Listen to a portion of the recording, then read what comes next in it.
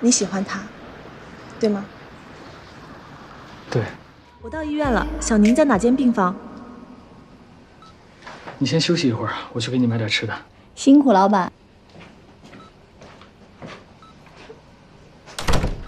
你不会认为是我故意把他锁在天台的吧？我了解你，你不会做这样的事情的。但我也有责任，我不该把他自己留在那。我当时接了个电话，细节我记不清了，但是我确定我没有关门的，而且我明明把钥匙留在门上的。没事，你不用自责。你喜欢他，对吗？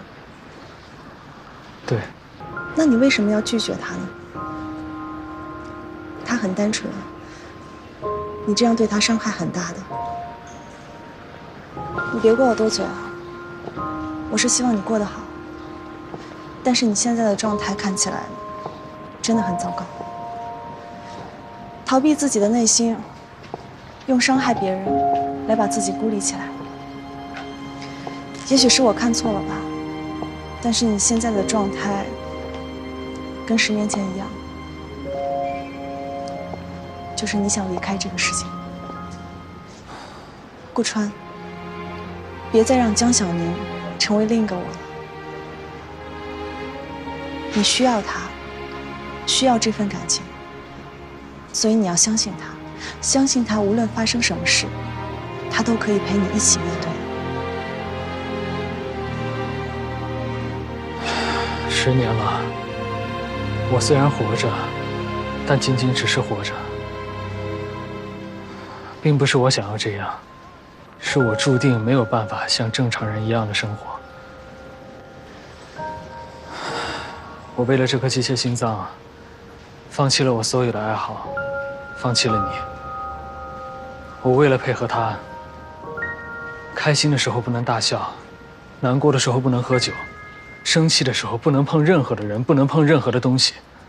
我一直在控制着我自己的情绪，即便这样，他时时刻刻也在提醒着我没有能力去爱一个人。现在，这颗机械心脏是越来越不争气了。它带给我的痛苦，让我觉得每天都非常的漫长。我确实想过结束它。那江小宁呢？那你们怎么办？江小宁啊，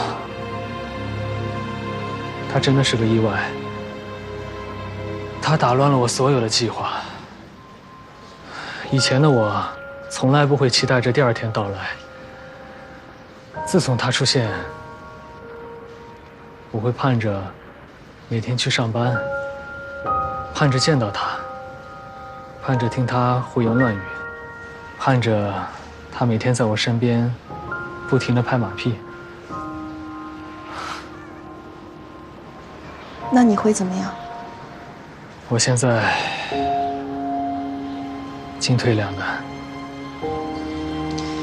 10年前，你已经一意孤行地推开了我。10年后，你还要这样再对待另一个女孩？